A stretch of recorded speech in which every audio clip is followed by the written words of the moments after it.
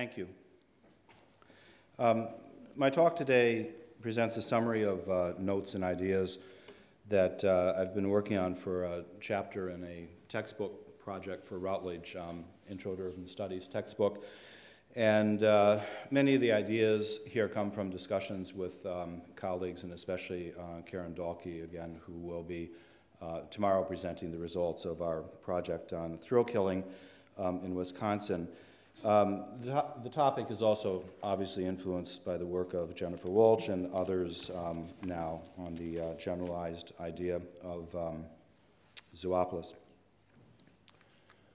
The ideas that I'm working with wrap around these concepts, I guess, let us say here, of what has been happening with cities and what this might mean for relationships, animal-human relationships in the future. The majority of the world's population now lives in urban areas. Sometime in the last decade, there was a milestone reached in human history for the first time ever. The majority of the world's population lives in urban areas. The United Nations estimates that by mid-century, more than 2/3 of the world's population will live in urban areas, and so we are becoming more of an urbanized world. Most of that growth is taking place in developing nations, and most of that growth is taking place in cities, and more specifically in the suburban regions of cities in developing nations. So obviously what that means is the opportunities for contact between humans and animals will be increasing in the future. And the question that I've been working with here is, what is that likely to mean? Will this lead to, and many of you are familiar with the ideas presented in Zoopolis, will this lead to a more humane urban environment? Will it lead to a change in relationships between human and animals? Or is it likely simply to reproduce or perhaps even exacerbate the forms of relationships that we have at the present time? The work of Jennifer Walsh, and just to kind of very quickly summarize these ideas on Zoopolis, is this idea that in particular in recent decades, I guess in the last century in particular, the planning of cities in the United States, but in other places around the world as well. She's centered at University of Southern California here, that planning has created an environment where increasingly humans are separated from animals, that in order to create a better, more humane city, it is important to bring animals back into the city. And there are a variety of ways in which people have speculated that this might be done. And to give you a couple quick things here on some ideas in planning and other ideas people have worked with, on the idea of zoopolis and bringing animals back in. We'll take a quick look at that. This is the website, her website actually at the university there, and you can get a nice quick summary of her ideas on this at that website. There is a group working out of New York City which called the Animal Collective, which has produced a series of projects here where they envision the contemporary city with animals that are brought back into it. That was the opening slide showing Times Square in New York City with a variety of ways in which animals can be brought back in, and it creates a sort of new environment within the city. It's an interesting idea, and I kind of like the imagery, and but also what this stands for as well. Given the contemporary city, what are some of the ideas that we can formulate about how to bring animals back into the urban environment? They, again, have presented a series of projects. You can go quickly as well to their website and see this work as well as some others.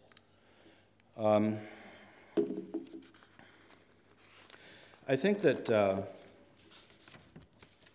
one of the reasons why there are some kind of problems perhaps in thinking about animals in cities, and some contradictions perhaps in some ways, is that much of this literature on zoopolis has, is focused on this idea that this is a recent development, that animals are no longer part of the city. It's due to recent planning in cities. And to sort of take a step back from that a little bit, it actually is pretty clear that animals have not been part of cities in substantial ways for a very long period of time.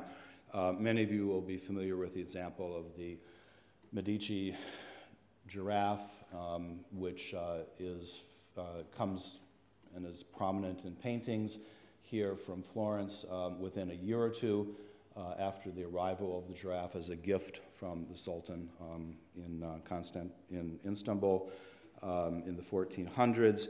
And in fact, if one thinks of the medieval city, these are not cities that were very favorable to animals at all. There was this symbolic differentiation between the city, which was the tame world, the known world, the safe place. There, beyond the city walls, was the wild space and the unknown. And this is how it's portrayed in much of the description and literature on the medieval city and architecture and other cultural ideas from this period of time. And certainly if you visited in Florence, it is astonishing, I think, to most of us, that first vision, because it is stone buildings, it's a stone sidewalk, it's a stone street. There's very little green space, very little room where one could imagine, in fact, this being an area which is inhabited by animals. So this idea that the separation between people and animals in cities is kind of a recent development, is something I think that we need to want to examine and kind of look further back at how this may have developed.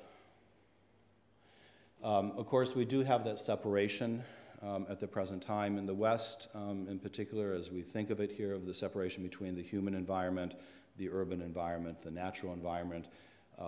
We have our special locations, right, where we can go to recapture this experience of animals in their natural environment and things. And this is a little bit tongue-in-cheek. This is not so much animals in their natural environment, is it, now that they are in the safari parks, confined to these areas, where we can, at least we juxtapose this with our urban environments and the lack of animals within them.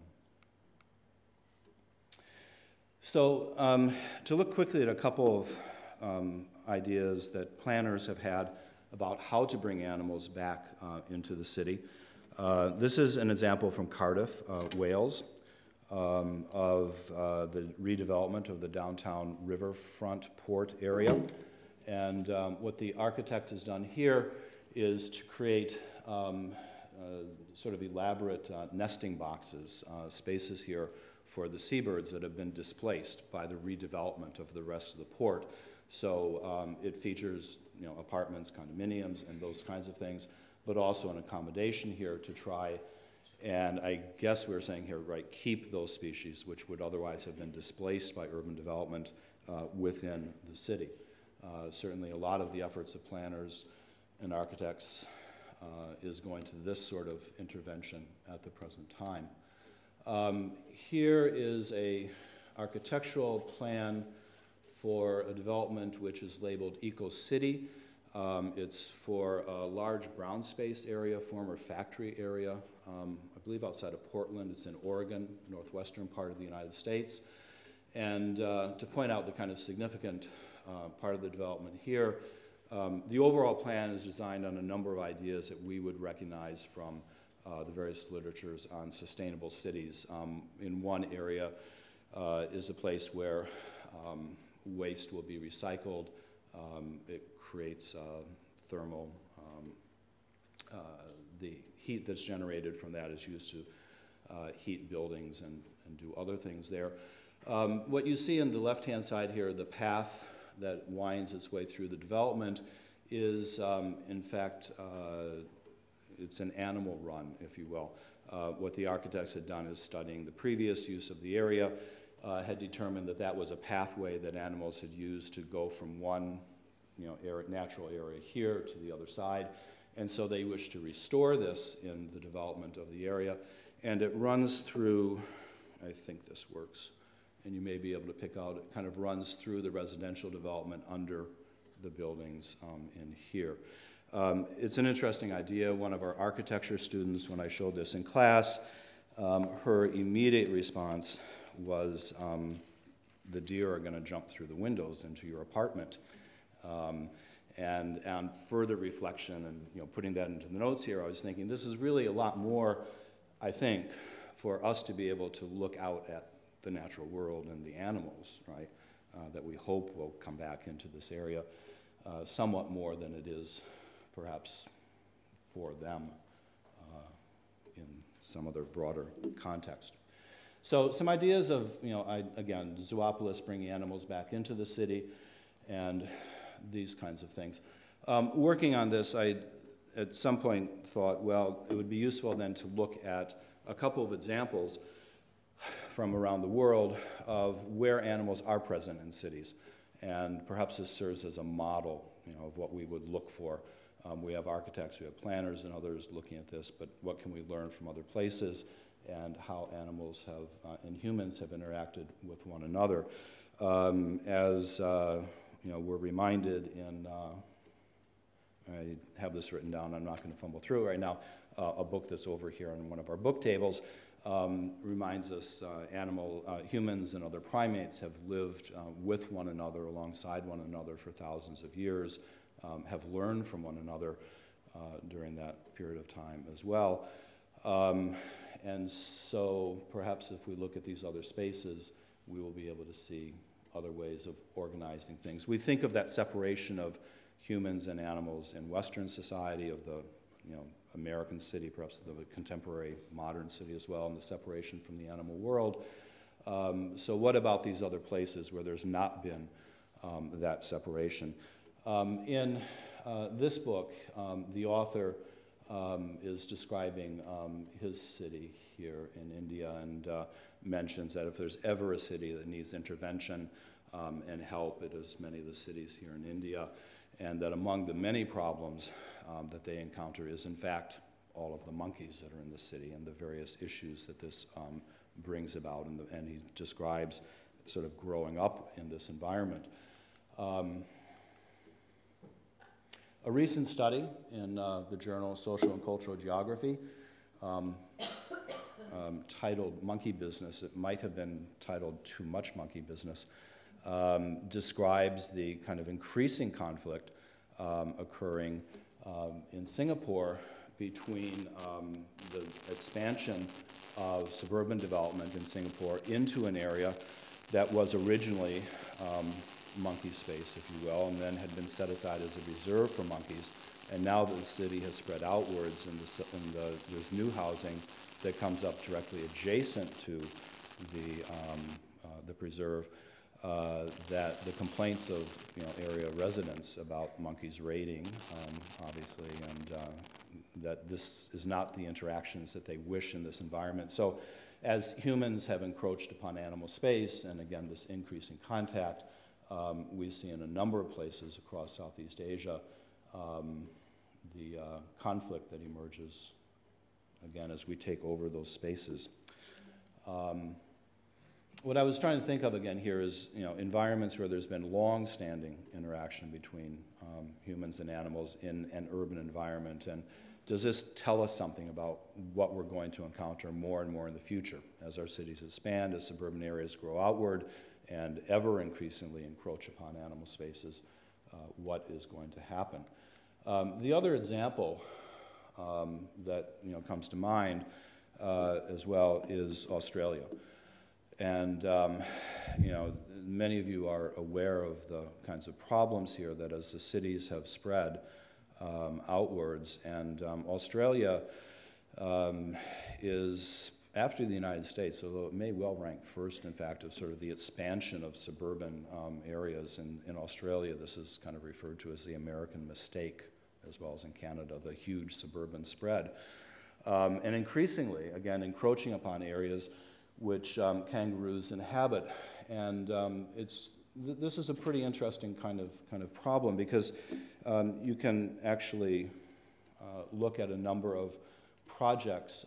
There are some good online sources on this, where the Australian government, has sought to deal in some creative ways with the kind of problems that are created here by looking to, for example, create corridors for kangaroos to negotiate where they're not directly coming into contact with human populations. The issue of traffic fatalities, kangaroo fatalities and traffic accidents, but also obviously other problems created by those things has been an issue as well. Despite the efforts, there is a culling of the kangaroo herds that occurs on a regular basis within these urban areas. And one can picture, as the cities there spread further out, okay, again, that this is going to be increasingly an issue. Quick summary. We have 1 minute left here. We have this interesting situation that as the industrial cities have declined, we have central city areas that are being reclaimed, in essence, by nature. We have the reintroduction of wild species. Many of you know of these kinds of things. Problems of deer herds in Detroit and other cities in the United States, for example, that would have been unexpected in previous decades. That increases, obviously, the contact between humans and animals. The spread of cities around the globe out into suburban areas as well increases the contacts. And what I'm looking for is ways to think about what is that likely to mean in the future. Ideas that you may have and suggestions will be very welcome.